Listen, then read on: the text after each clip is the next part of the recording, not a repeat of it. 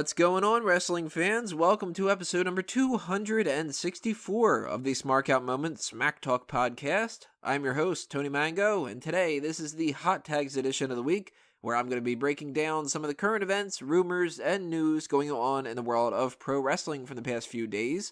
As you can probably tell by when this was uploaded, everything's coming up a little bit earlier than it normally would be this week for a couple different reasons. One of them is because Rogue One is coming out on Thursday, and I've got my tickets all settled for that, so I want to make sure I have a little bit of breathing room before that. I'm not trying to rush things and everything. But an even more important reason is, well, to put things as simply as possible, if you ever have hurricane damage in the future, keep in mind to never cheap out on the people that are replacing things and putting in things to prevent this from happening again, because you might find out 5 years from that point that they only did half of your basement and that the other half wasn't really protected all that much. So I ended up having a bunch of water in my basement. It fucked things up. Repairs are taking a hell of a long time, and I have all my equipment in the basement, so I've had to relocate that. So you might hear a different audio quality for this because it's being recorded in a weirder sound environment. So I can do the best that I can do, but that's what it is. Which also means that my internet connection is garbage. It is 2 Mbps as opposed to the regular 80 to 90 or so that I normally get. So that's affecting everything. That's one of the reasons why you're not going to hear anybody else on the predictions for Roadblock, because I can't get a proper Skype signal going. So that sucks, but I decided to record this Tuesday morning, and I have no idea when it will be uploaded because of that internet connection and all those speeds being a problem.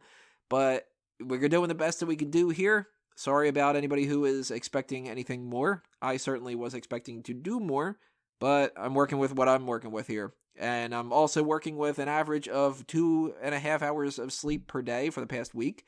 So that's fun. And it's going to be the death of me at some point, as are so many other things. But enough of that crap. Let's get all that out of the way. Let's start talking some wrestling shit, right? Because we don't talk about crap, we talk about shit.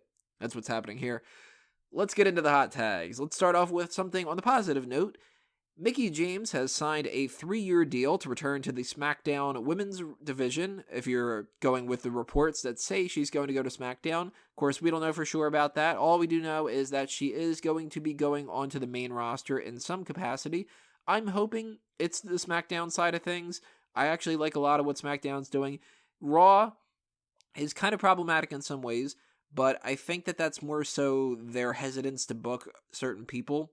You know, we still have not seen Emelina, which is really stupid. Whenever Paige comes back, if she does come back, then that's going to be a positive thing for at least that side of things. I don't know about, like, the locker room and stuff. Alicia Fox has been doing some stuff. Bayley's been doing some stuff. But they've really only been focused on Sasha Banks and Charlotte. And this is going to be the end of their feud with Roadblock. Then we can move on to other things. Maybe Dana Brooke and Charlotte can feud, which has been a long time coming. Maybe Nia Jax has learned a little bit over the past couple of weeks. I don't know. So if Mickie James moves over to SmackDown, that's cool. If she moves over to Raw, that's cool. Either way, a 3-year deal to be on the main roster, I'm totally on board with. I like Mickie James a lot. I think that she has a lot that she can offer. And then I think that this is going to transfer over to that whole performance center role that she was talking about that she wanted to do in the future. 3 years of working on the main roster, that's going to give her the time to kind of get back into the swing of things. It's going to get her more associated with all the different people involved, Triple H, and, you know, because he wasn't really a part of the management as much when she was in there compared to now. So she's going to get used to that a little bit and all that. I think it's going to be good for everybody. I can't imagine anything bad happening out of this. So thumbs up when it comes to that one, right? We were just talking about Cody Rhodes last week, and he's another story here. He has joined the Bullet Club. Now, I don't really follow New Japan all that much, and by all that much, I mean pretty much at all, but I do think that this is kind of cool. Cody Rhodes has been doing some pretty interesting things now that he's been on the indies, and he doesn't have to do exactly what WWE wants him to do. And one thing that's really good is that he's been Cody Rhodes. Or, well, I guess he's been Cody, which that's really dumb, but he seems to be having fun with these different things and playing up some different roles, being a heel, which he seems to quite enjoy. And him being a part of the Bullet Club makes perfect sense. They're always looking for the best that are out there, the people that kind of mesh with those groups. And even though Cody has been a part of stables in the past, and he's done a couple different characters, when he was in Legacy, that might have been one of his best points, I think that my personal favorite Cody Rhodes is that short stint where he was a babyface working with Goldust as a tag team. Just being Cody Rhodes, not the dashing thing, not the deformed dashing thing. Just regular Cody Rhodes as a babyface guy you can take seriously. But I do like when he was a heel and he was feuding with like Big Show and such.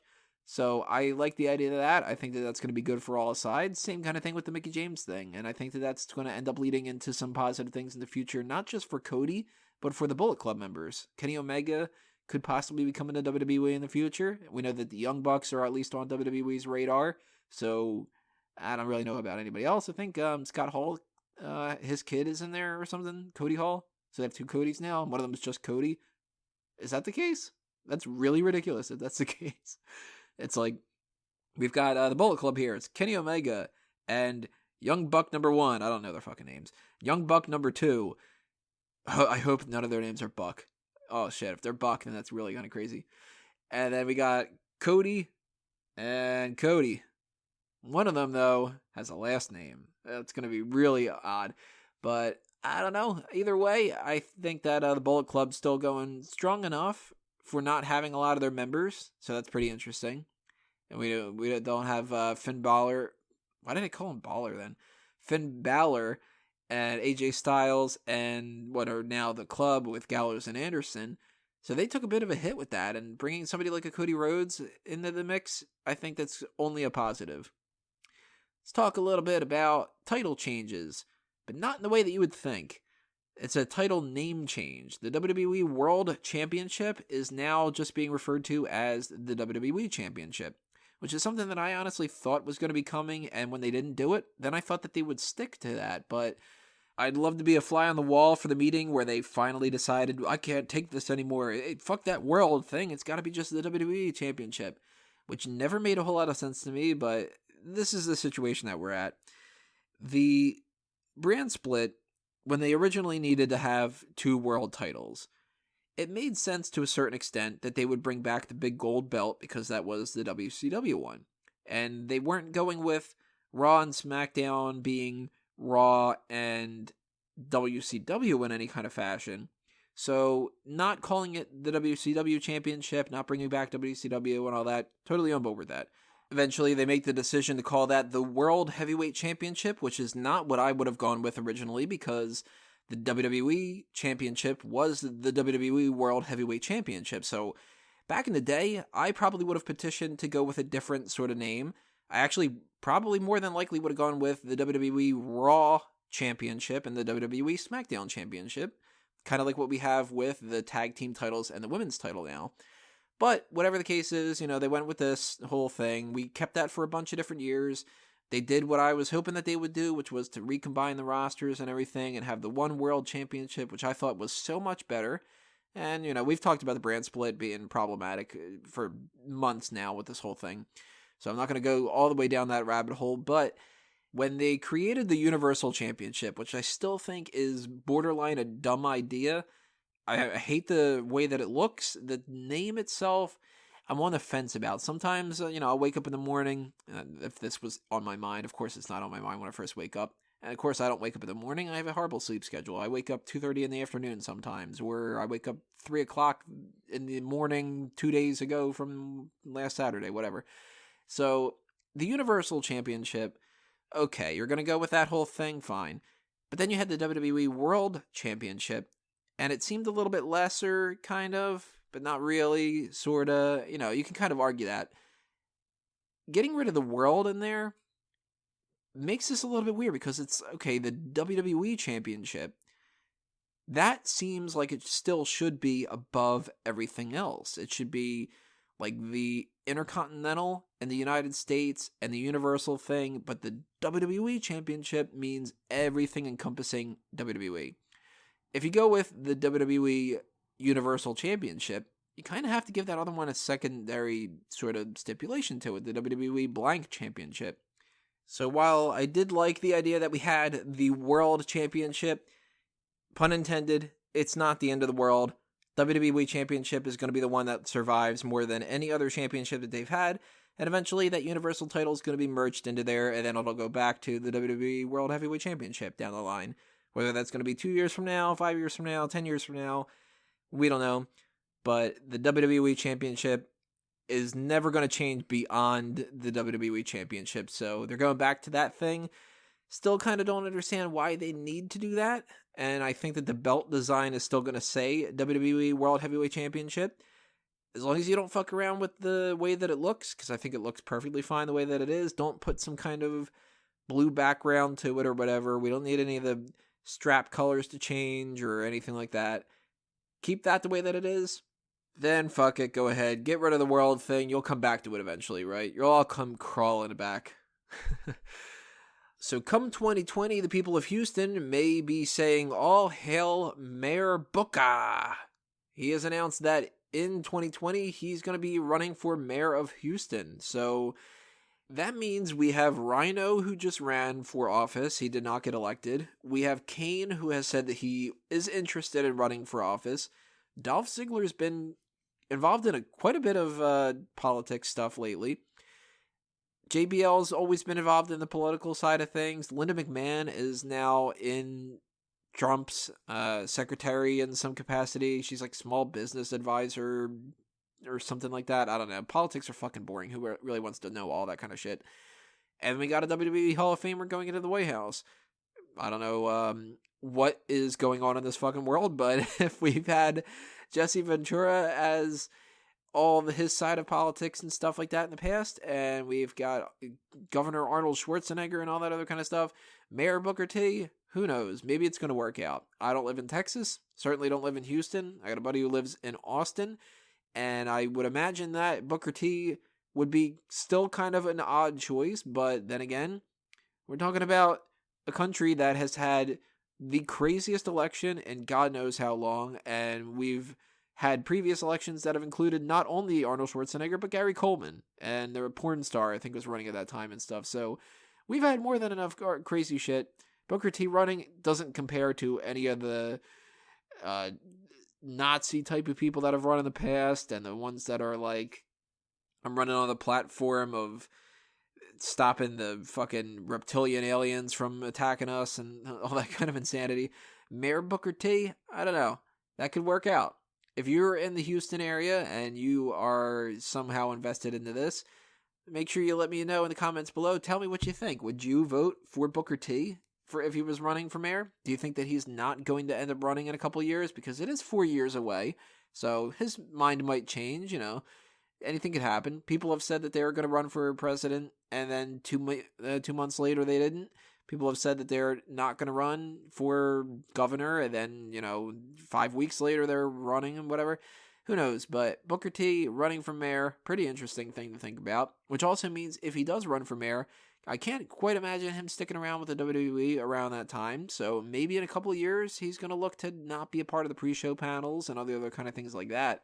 Maybe we're going to bring back Jerry Lawler or something. I don't know. Maybe a couple of the other people are going to be retired at that point, and we can get like Big Show or something in like those new kind of roles.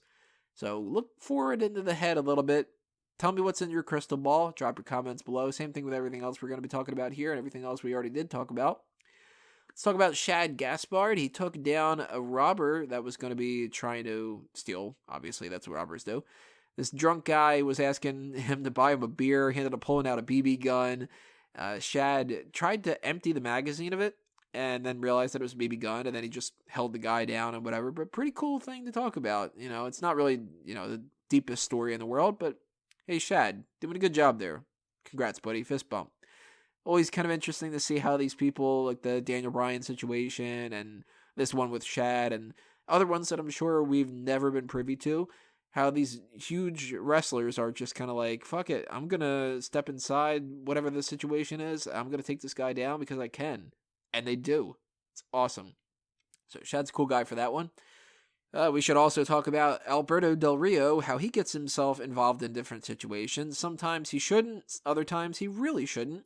And a couple times, maybe he should. It all sort of depends on your perspective. From his point of view, he's always in the right. A lot of the times it seems like he isn't.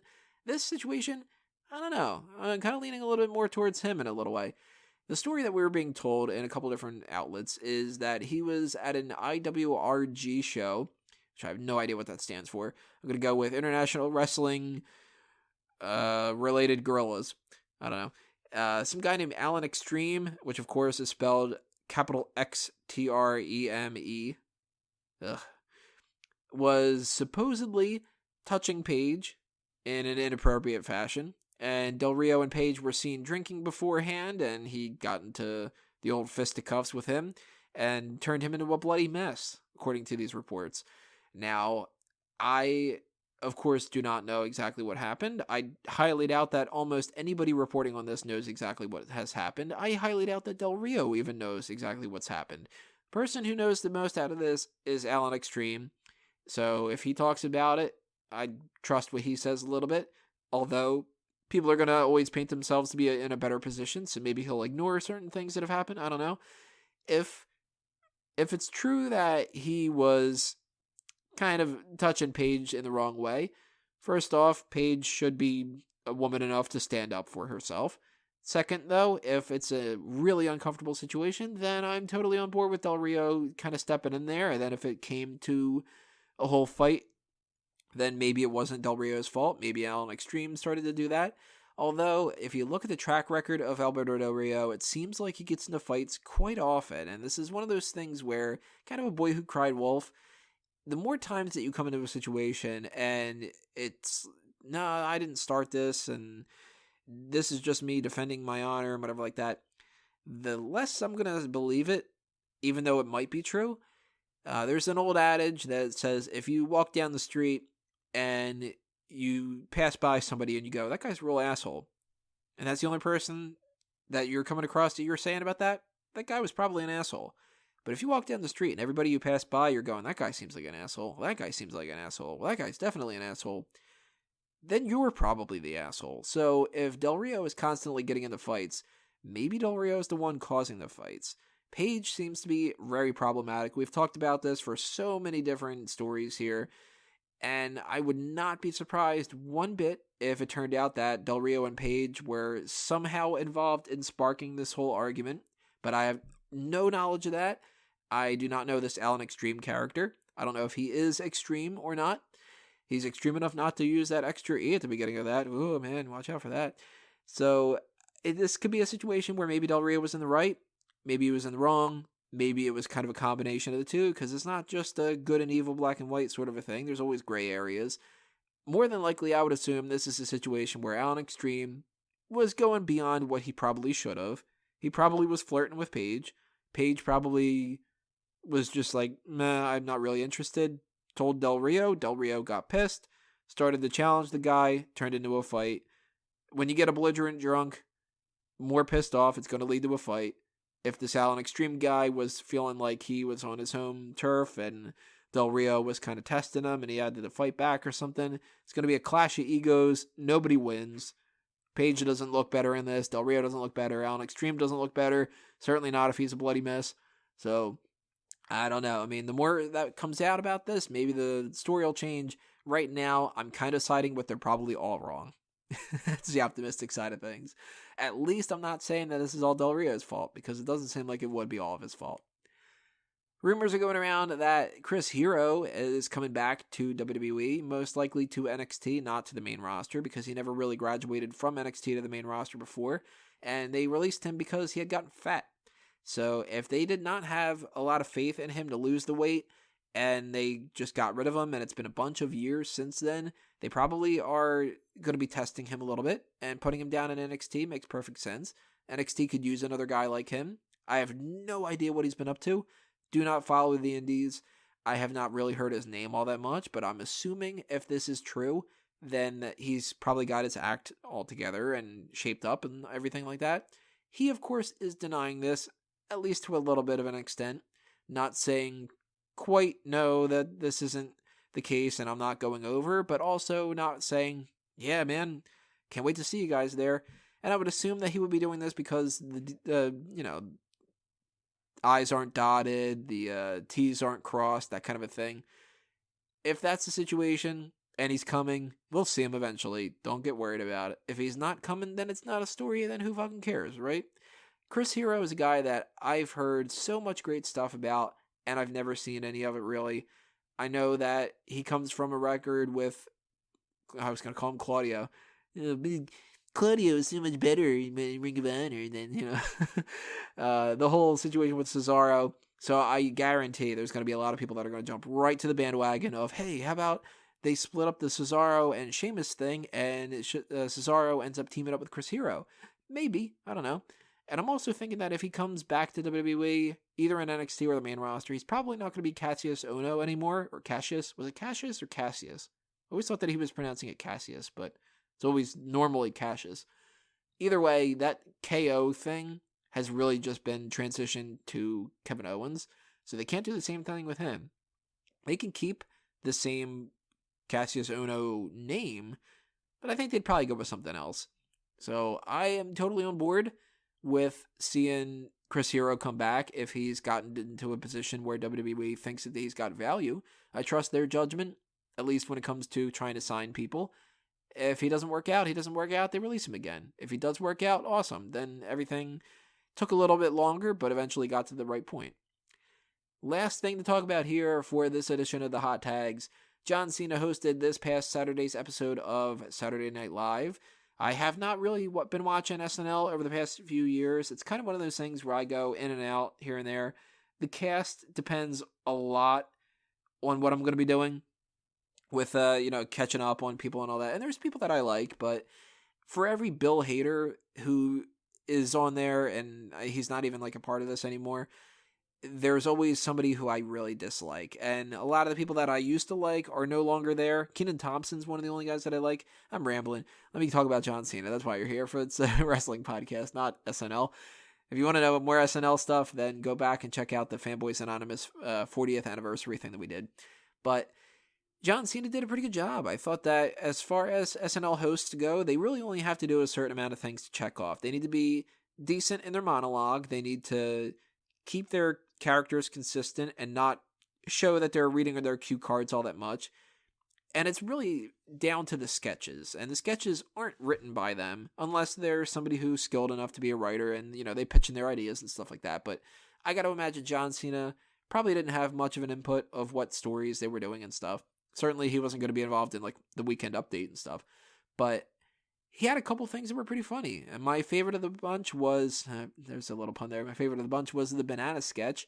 I thought that was actually pretty funny. It made me crack up a couple times, actually LOL, instead of just thinking to myself, that was kind of funny. Some of the other ones really weren't too much of a hit. The Leslie Jones thing that you've probably seen by now, because that seems to be getting the most amount of coverage, where she's like challenging him at the beginning of the monologue, and it's like, I don't have a character, I'm Leslie Jones, bitch. I don't find that humor funny. I think that Leslie Jones is not funny. She's just this big, loud woman, and I don't like big, loud characters in anything, really. That's why there's a certain amount of Chris Farley that I didn't like, even though some of it was fucking brilliant. And when your whole shtick is basically just you're loud and confrontational and obnoxious, I tend to tune out a little bit more. So I enjoyed the Bobby Moynihan part a little bit more, but the monologue, I think it could have been better. I think that was decent, not great. And it kind of depends on how you want to rank this too. If you want to put John Cena as like a first-time host, he did a good job. I think that a lot of people would have done a much worse job. A lot of people have done a much worse job. And the comparisons to people like Alec Baldwin and Steve Martin's been on there a whole bunch of times. John Goodman's been on there a ton of times. Martin Short has hosted a lot. Those guys, they know totally what they're doing and everything. So you can't compare John Cena to those. He's not an improv actor. He's not going to be the same comedic timing and everything like that. But some stuff is pretty funny. And I'd suggest that if you're a fan of the SNL side of things, that you typically like what they kind of do, go ahead and check it out. At least check out the banana sketch. That was the funniest one in my mind.